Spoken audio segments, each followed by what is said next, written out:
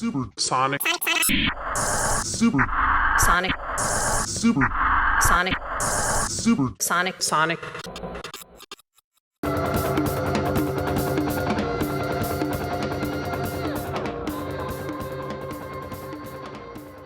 Hello everyone, and welcome to tonight's In Conversation with Divide and Dissolve, hosted by Jasmine Ketibuah-Foley.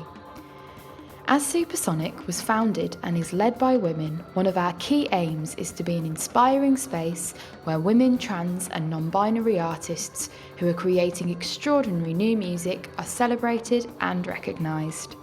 So what an honour it is for us to be hosting this formidable duo as part of our wider series of online talks amplifying female voices.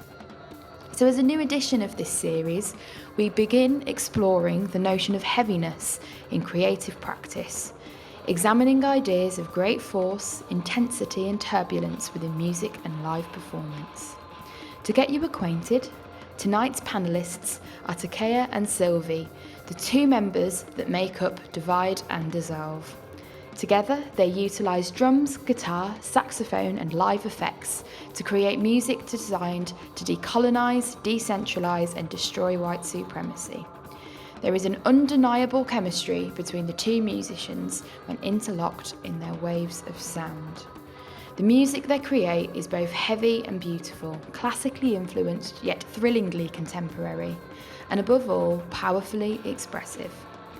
Both from Indigenous backgrounds, they use their pummeling performances to carry the fight of their ancestors and to draw attention to the ongoing battle against systemic oppression. Their new album Gaslit was released on Invader Records on 29th of January and produced by Ruben Nielsen of Unknown Mortal Orchestra. We highly recommend you go and check it out. We also have the absolute pleasure this evening to be hosting an exclusive premiere of Helen Money's new music video, Many Arms, released on Thrill Jockey Records. Helen is a unique and versatile cellist who uses her instrument to access and channel the extremities of human emotion. She's also toured extensively with Shellac, Russian Circles, Earth, Bob Mould and Mono. So we'll kick off now and warm you up with Helen Money's Many Arms, followed by Divide and Dissolve's track, We're Really Worried About You. And then we're off into the conversation. So we hope you enjoy the show, folks. Sit back and take it all in.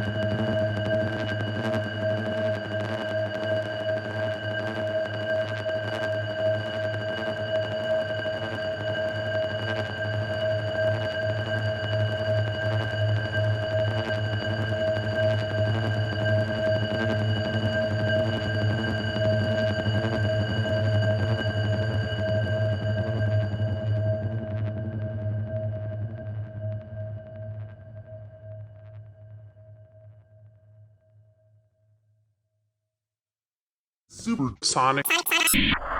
Supersonic. Supersonic. Supersonic. Sonic.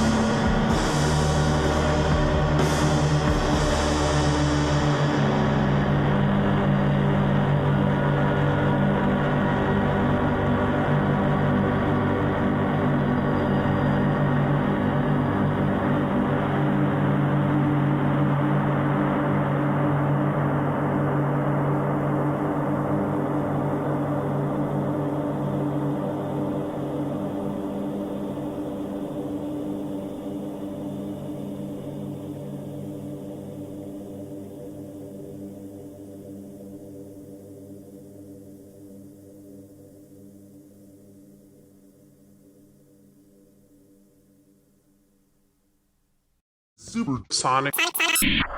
Supersonic. Supersonic. Supersonic. Sonic. Hi, my name is Jazz and I'm a journalist and creative in Bristol and I'm the host for the Supersonic discussion. Thank you so much for joining us. And if you can, please don't forget to donate to show your support. And everyone here has been working really hard behind the scenes, so do help out if you can. Now, Supersonic was founded and is led by women, and one of its key aims is to be an inspiring space where women, trans and non-binary artists who are creating extraordinary new music are celebrated and recognised for what they do. Despite some positive trends, gender disparity is still a major concern across the wider music industry. With this in mind, I'm really excited to be joined by multi-dimensional heavy duo Divide and Dissolve, made up of Takaya Reid and Sylvie Neal. Thank you so much for joining us all the way over in Australia as well. What time is it over there? It's just about 6 a.m. here. Super Thank you so much early. for having us. Yeah, awesome to be here. Well, we're definitely really honoured to be able to catch up with you both. And before we get into the bones of our chat, I really want to just find out a bit more about where you guys started off from and how this journey into Divide and Dissolve started. And yeah, I want to know about where you guys are based at the moment in Melbourne. Is that where you both met each other, or did you meet somewhere else? Yeah, we did meet in Melbourne, yeah. Yeah. And when you guys met, was that where your journey for music started, or did it develop over time? We started playing music as the instant that we met each other, basically. Yeah, we met through our friend Jana, who wanted us to meet and thought that we would hit it off. And we did. we met, we looked at each other, and Takia said to me, "Do you want to play music?" And I was like, "Yeah." And then the next week, we started playing music together. So yeah, it happened instantly, and we formed a musical connection, as the moment we picked up our instruments in the same room. And for you both, when you connected with each other, did you feel like you were instantly on the same page? Were you just already pow, we are just already on the same wavelength and mindset in terms of music? I definitely felt that way. Oh, go ahead, Sylvie. Sorry. No, yeah. I feel like when we that first jam that we had, and my brother also played in that jam, I feel like we were just it was a feeling of real openness, and we were just let's just play some sounds, and we were all just feeling really open. I remember being way more focused on my breath, on my breathing, playing with Takia for the first time. I just remember being I think I just need to focus on breathing when I drum, because I just never focused on that too hard before. And then I think that's been something that's been really constant for me with Divide and Dissolve, since that first moment, is breath. But yeah, I feel we were totally on a level of just being freaks and being weird, but also trying to be loud. We were definitely trying to be loud, weren't we? Oh yeah, just also it was this and still is this extremely effortless connection. And what I really appreciate about connecting with Sylvie is getting to rest in the silence and the breath. We don't have to talk to each other in order to understand each other. And that was something that I appreciated when we first started playing music. It wasn't this thing where it was oh yeah, we're gonna make it sound like this. It just started sounding exactly how it needed to sound immediately without a like verbal conversation. And I really love those types of connections where it's just like in another realm. And yeah, we were on the same wavelength and vibing in similar frequencies with one another. But in the first moments we met each other, that wasn't the thought that was on my mind. I was like, wow, this just feels amazing. I want to do that again and again. But getting a chance to connect with someone in that like super meaningful way is super profound. And then you can like look back and be like, oh my God, that was awesome. Let's do that again. So yeah, it changed my life. When we started playing, I was like, oh yeah, my life's like never gonna be the same. And that's pretty cool to feel that way. And were you both playing in other bands before, or was this like the beginning of your music journey? Were you doing other things before this project? I was playing music with my brother who plays bass. So we've been playing music since I was like in high school. And when I started learning drums, we started like jamming. And I learned to play in church. So I had played in like church band growing up as a teenager. And I started playing music in band at my in middle school, but I had never done anything like this before with anyone. So this was definitely like a brand new experience for me musically. And what was that moment within the music that you're making with each other that made you feel like it was a really new, special experience? I don't know if you can hear, my dog is just drinking some water. It's really loud for me, but I don't know if you can hear it. I'm just like, oh my God.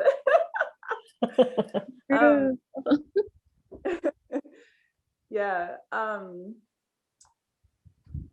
For me, yeah, I feel like it was instantly really special playing with Takia. And also like you're like you wanted to play like so much, and like I'd never really played music with anyone who like wanted to play shows as much as you. And so like that was really cool for me. I was like, oh shit, like maybe we can actually just like play shows all the time, and that can be what I do with like my life. And that was really cool. I was like, oh hell yeah, that'd be awesome. Like I'd love to just play music. Imagine that. So it was really cool, like, yeah, playing music with someone who was like super dedicated and just like, you have to play music, and I like also really need it. So like, yeah, straight away just feeling like really committed to playing music with you. Yeah, when I was playing music with Sylvia, I never had sat down and felt like I had like the spaciousness in my life to pursue music in this particular way. But when I was sitting with Sylvia, I was like, yeah, I totally have the space and the time to do this. And that was a cool new feeling that I had experienced. So it instantly made sense with one another. Sometimes things just make sense. You're like, oh yeah, cool, we're gonna do this thing. And our connection definitely just like, all of it just felt really natural. It's definitely really clear that you guys have a really, really deep, strong connection, and your music it's not just a reflection of your connection, but you're also connected to your Indigenous backgrounds through your music, and you speak through your music with stories of struggles and history. And I'm really interested with your use of those things in your music, and I just want to know a bit more about that. And yeah, what are your Indigenous backgrounds, and why did you want to bring that kind of community and its history into the forefront of your sound? My ancestry is Māori, and when Takia and I first started playing music together, we shared that about ourselves, that we had, like, you know, Indigenous grandmothers.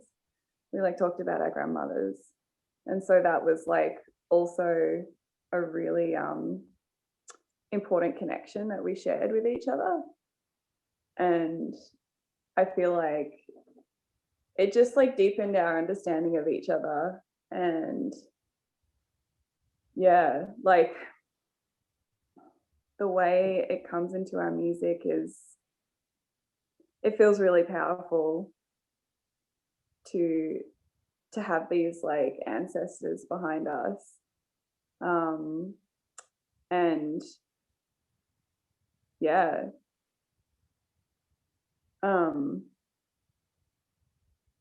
we're just like, we're tuned in to each other's frequency, and like the frequency of like the earth. And there's so much space in our music because we're connecting with our ancestors too. So it's not just us. We're leaving space to like be listening as well. Is that the same for you, Takia? Absolutely. Yeah. I'm Black and I'm Cherokee, and getting a chance to be able to rest in our indigeneity with one another and just feel like confidence around like what we want to do and accomplish is a dream come true. I'm so grateful that I get to do this with Sylvie, and we just want to honor our ancestors and the earth and the water and experience resonance on a deep and profound level. So we make this music with each other, and like Sylvie said, we acknowledge that we are not doing this by ourselves. It's not just us. And we all experience connection with one another. All of our actions have impacts, and all of our ancestors' actions have impacts as well that are impacting us. And we want to approach that with strength, with love and compassion. But we also just want to continue to raise awareness of the inequities that people experience, and also the like magnificence of our ancestors and all the amazing things that they've done, and just like continuing to like be aligned with what we feel like we need to be doing. So our indigeneity is a source of strength and power for us, and contributes to the heaviness of our music, sure. And I feel so honored that we get to play music together, and that we get to like just breathe together, and that other people can hear those moments of connection, because it oftentimes is hard to like explain with words, but if you listen to our music, it kind of just like weaves this narrative that we're attempting to share with people. And I can't believe we get to do that with each other. It's pretty cool. It feels amazing. Just like, yeah, we get to sit down, stand up, do the things that we love to do, and share with people. So really grateful for that.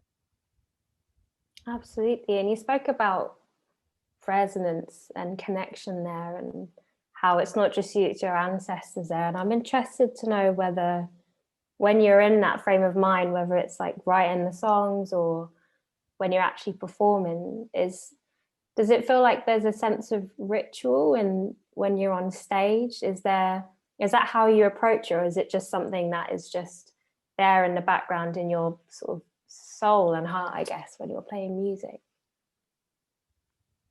I would say it's a combination.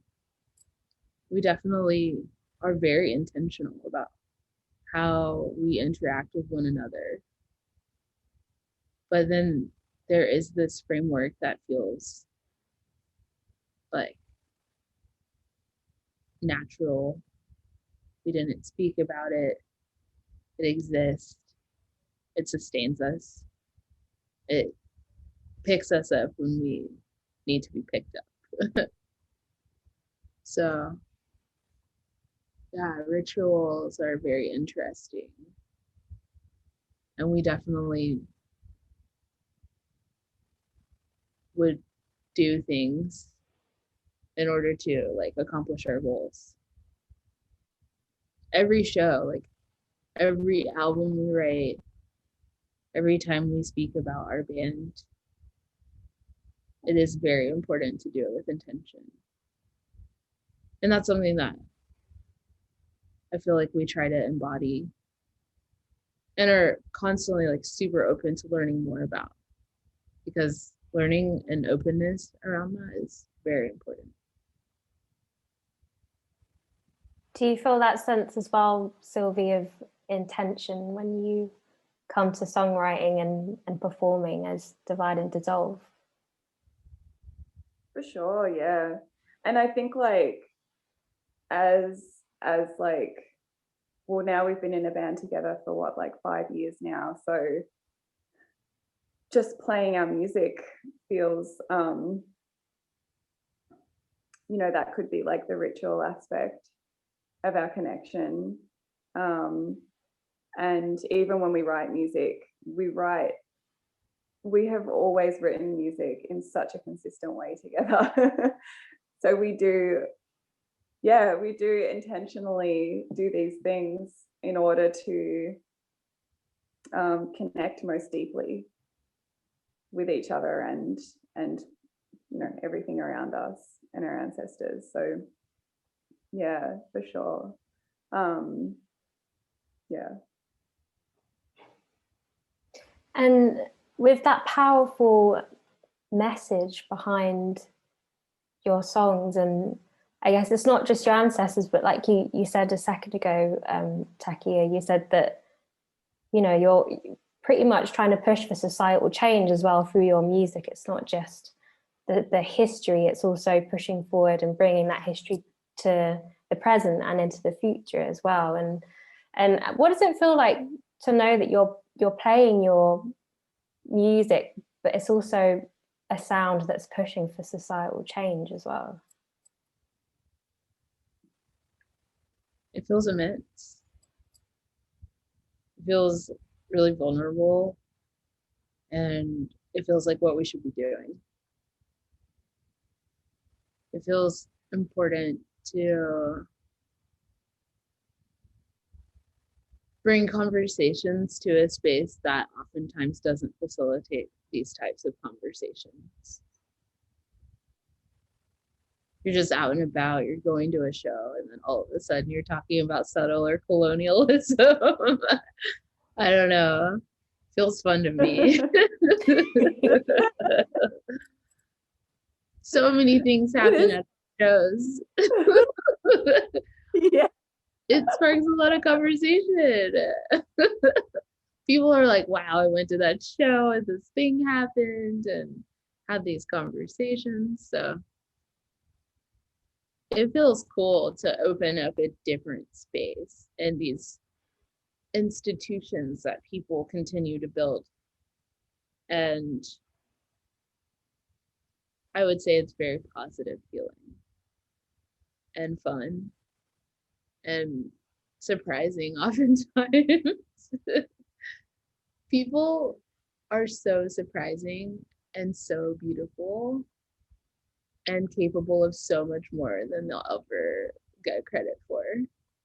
So that feels pretty cool, because we have made friends at shows that you'll see someone and be like, oh yeah, I don't know what that person's about, and then they will reveal themselves and show you what they're about. It's like, well, I didn't know I was going to have a friend who was like this. And people are so magnificent and capable of so much, and there needs to be change that occurs. So we're going to keep talking about it. And when you do play gigs, it's quite interesting that you said that, you know, because of the deep level that you're at when you're both playing music, and the message that's coming across, and that, I guess, the message that's being put forward from the audience as well, like there's these amazing little happenings. That I'm interested to know what that connection is like. I mean, how is that message received, and what kinds of things have happened? Maybe something really weird has happened at gigs, and or a specific gig, and maybe a little story that you've been like, wow, I just didn't really think that would ever happen. We've had some pretty amazing things happen at gigs.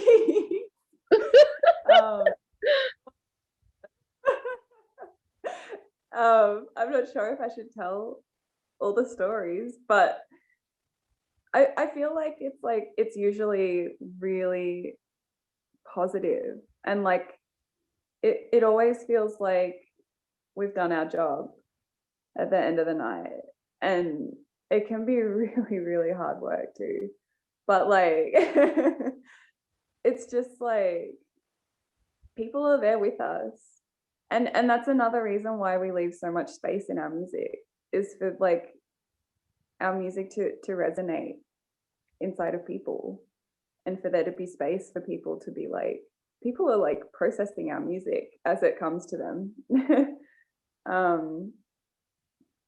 And people feel the vibrations in their bodies, and people are deeply affected by it.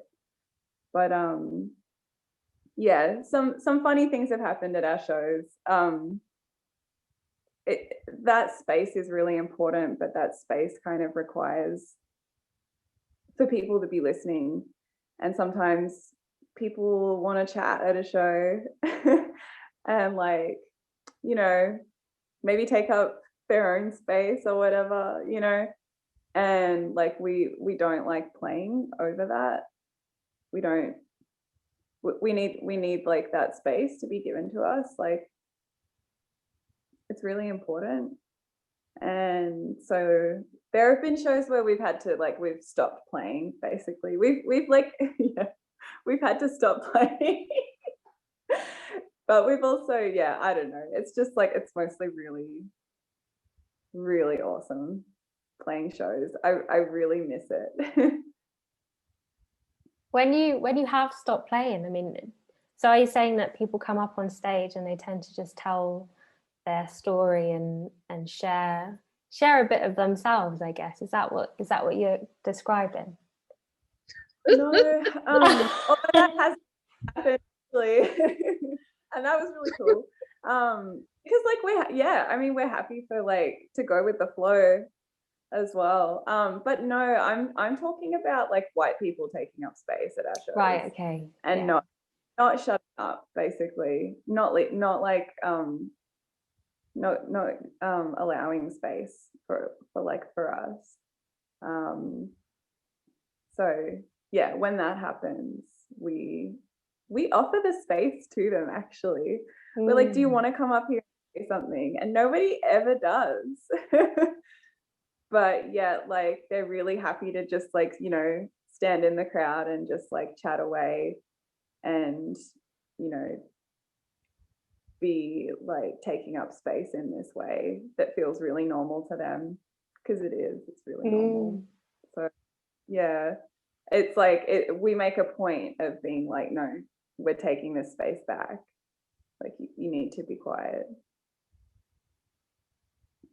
It must be a very special space to be able to curate a space where people feel open enough to challenge you, and for also for them to be challenged as well. It's quite unique because normally there will be one voice being louder than the other, and then the whole point of that conversational space is lost. But I mean, have people sort of been challenged and then left and then been like, oh, I didn't really think of this in that way, or just had their mindset, I guess, like broadened just a bit by being in such an open and safe conversational space with you guys?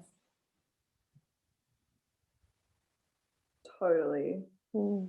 Yeah, for sure. And people come to our shows like again and will say, tell us these stories of like, I left your show last year or whatever, and it really impacted me.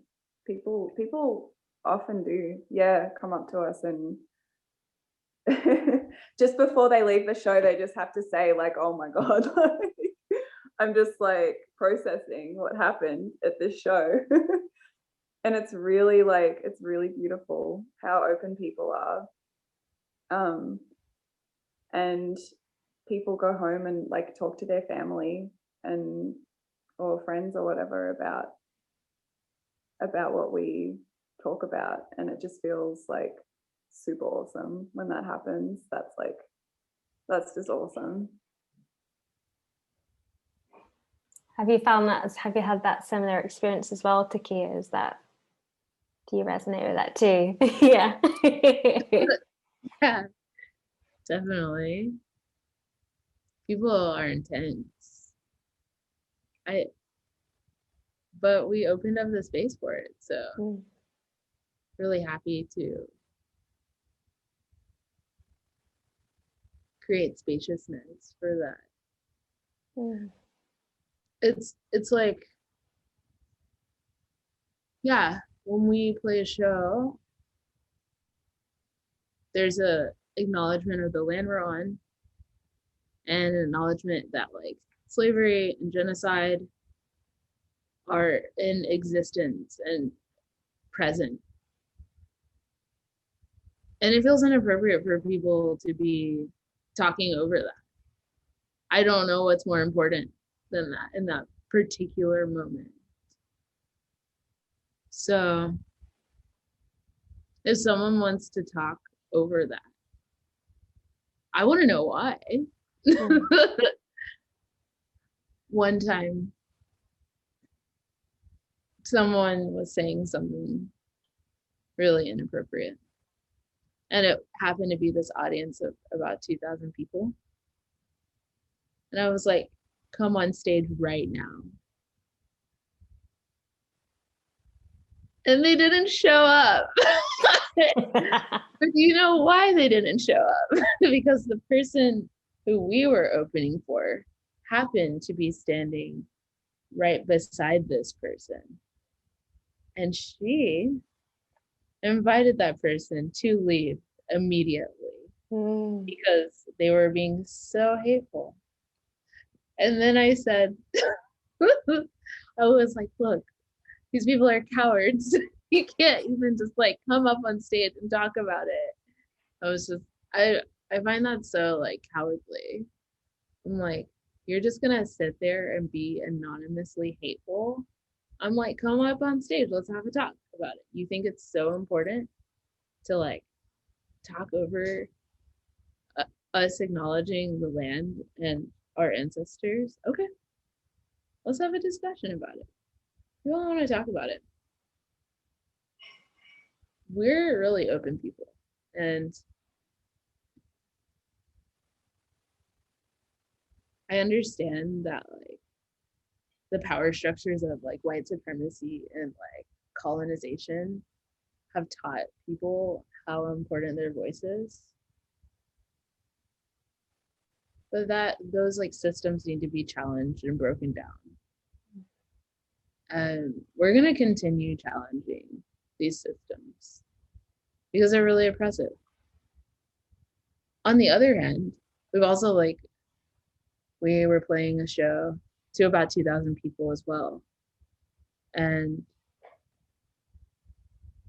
I acknowledged the land I asked for silence. There was silence. And that show was equally as beautiful. Everyone was there with us. Like, we were all there together in this really beautiful space. And that's mostly the experience. People want to be there. People want to hear. People want to like be open to this idea of people being treated really well. And opening up discussions around like Indigenous sovereignty and us getting land back for our ancestors, for Indigenous people, and reparations. People want that.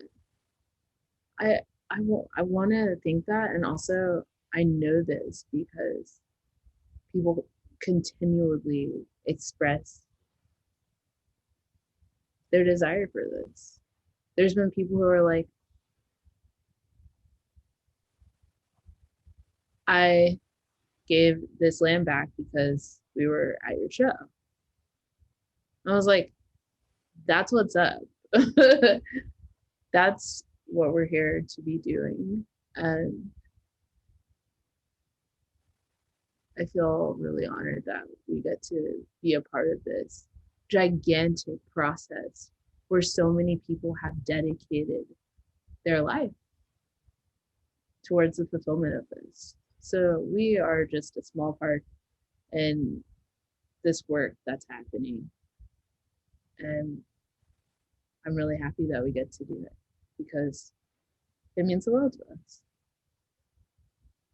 And everything you just described there, I mean, having those interactions, history, a sense of ritual, the conversations, the connection, it all adds to your sound, which is massive. It's a massive sound, and that alongside all of those other little bits adds to that sense of heaviness within your music. And so I'm interested to know from you both how you define that heaviness in your sound and your art as well.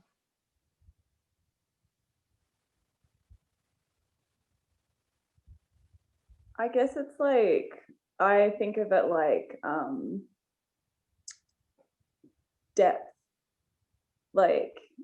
depth of connection, depth of sound waves, and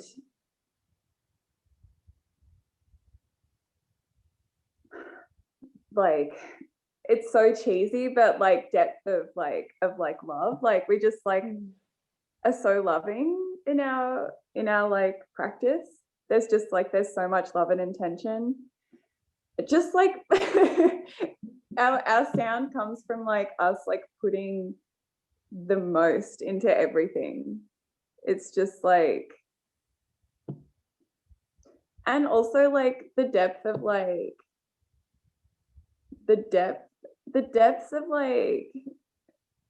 what our ancestors have been through and what people are going through. Like, it's just so profound how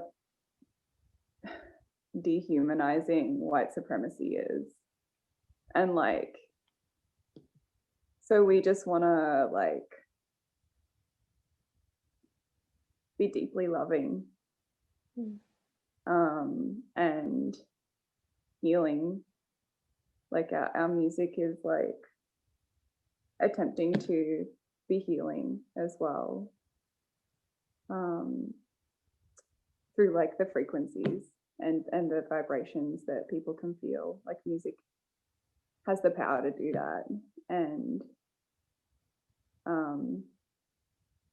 yeah, heaviness is just like, it's so much more than just like riffs, metal riffs.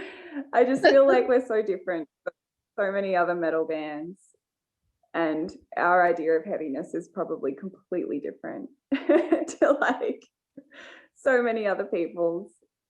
But yeah, for me, like heaviness is just like, it's so much more than just the sound. And the sound is produced by the heaviness of like living in this world and like experiencing the depths of like everything in the world, like good and bad. Well, it's definitely undeniably powerful to see both of you, women of Indigenous heritage, owning space, sharing space, holding space, and playing your music through all of that heaviness and heavy music in the mix as well. And I just think the world should see more of this. It's really special. And I'm curious, are there any other artists that you know of or in your communities that are on this same path of heaviness and holding space and just playing awesome music as well? Yeah, there's tons. A few that I can think of right now are Black Belt Eagle Scout, McKinley Dixon, Lilith, SBSM, Weed Rat. Oh my God, there's so many amazing people out there. With War. Yeah. Ruby Sully, oh my God, Lady Shaka. Yeah. Zero Charisma.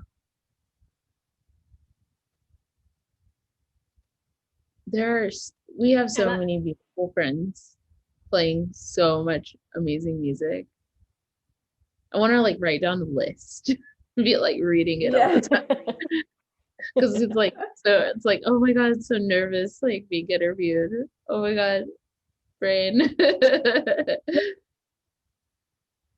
Are you all coming together and creating a community, or are these people that are just on the same pathway as you both are? Probably a little bit of both. Yeah. I not to get too deep in it, but this like the binary doesn't feel like it exists in our connection. We're all intricately woven together. Some of these people we've met, some of them we haven't met, some of them we feel really close to, some of them we haven't felt close to, simply because of our particular positionality with like time and our opportunity to be around each other. And one day we will get to hang out with all these amazing people and we will get to meet them. And that is a very amazing place to be in.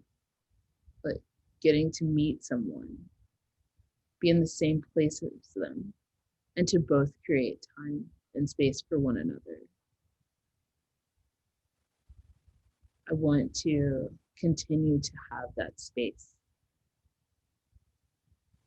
and to exist within it with quite a bit of intention, because when we have had the opportunity to be around people and meet them,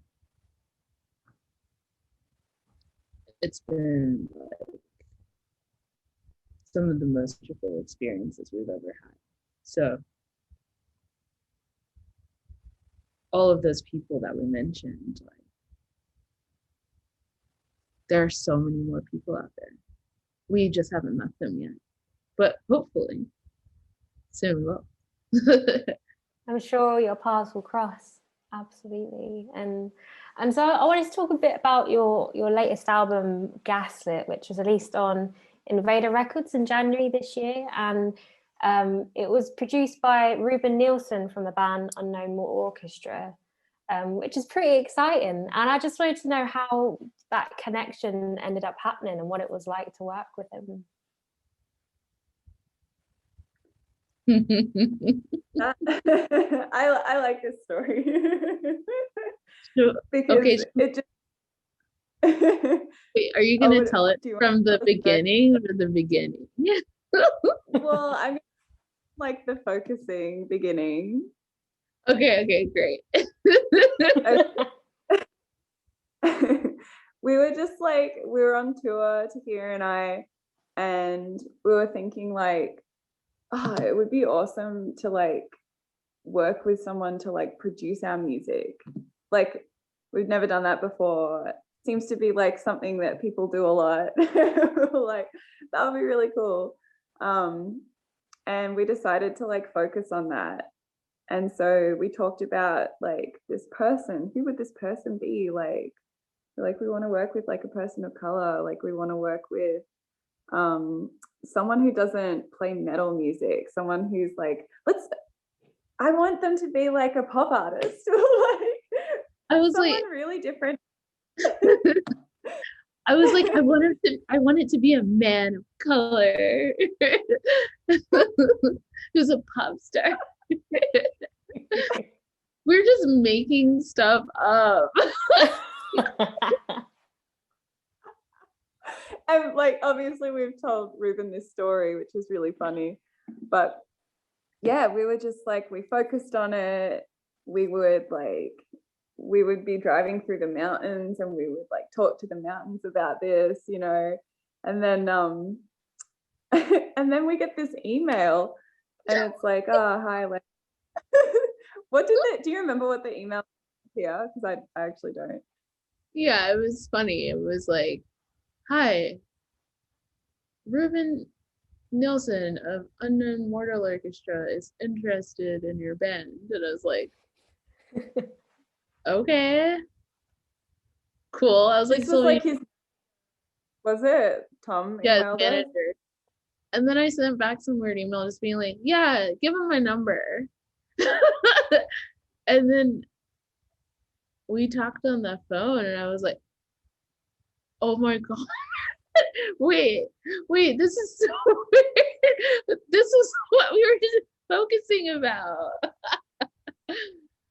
Because I was like, oh yeah, like, sure.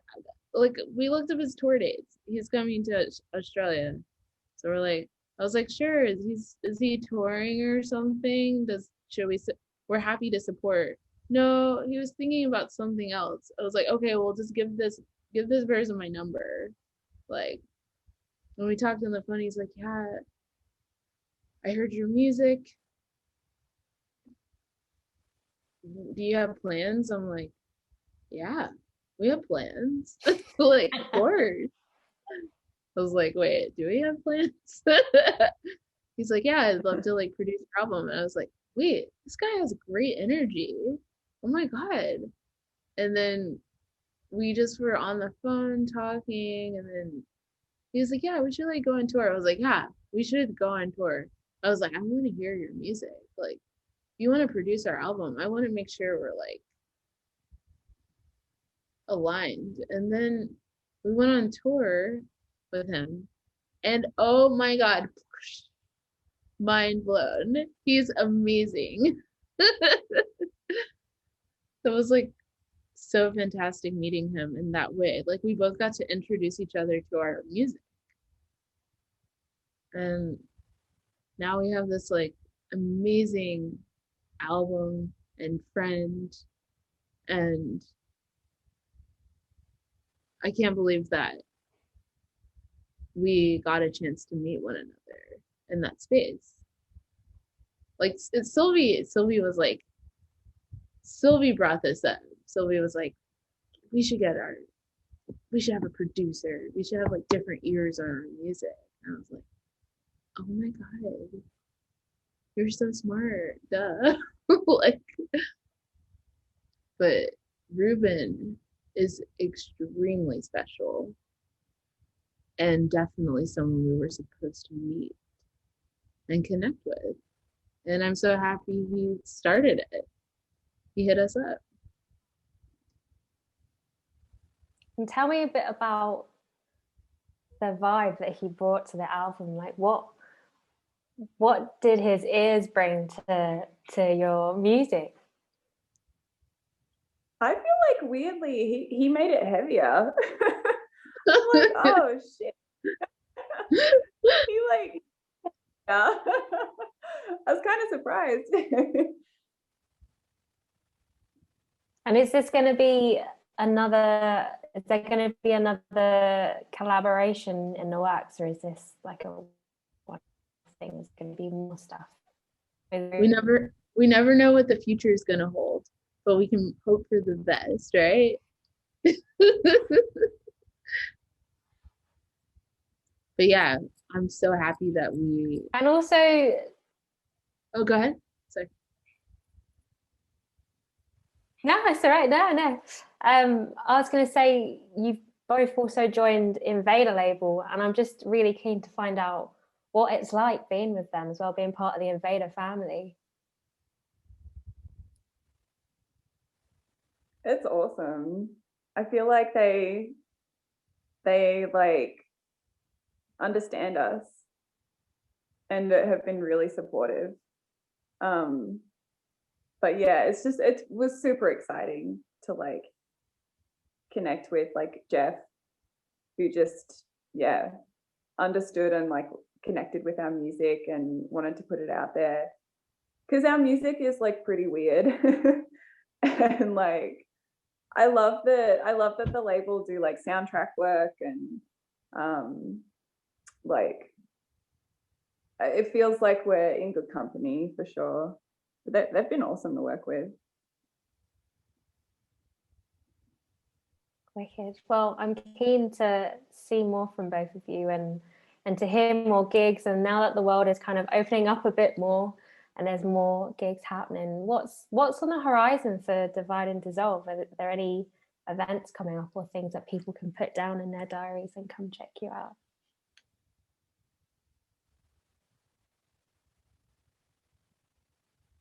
You know, the future is really interesting.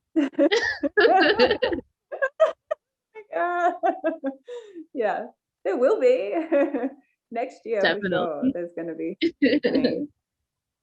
Yeah, but yeah, unfortunately, nothing people can probably write down yet.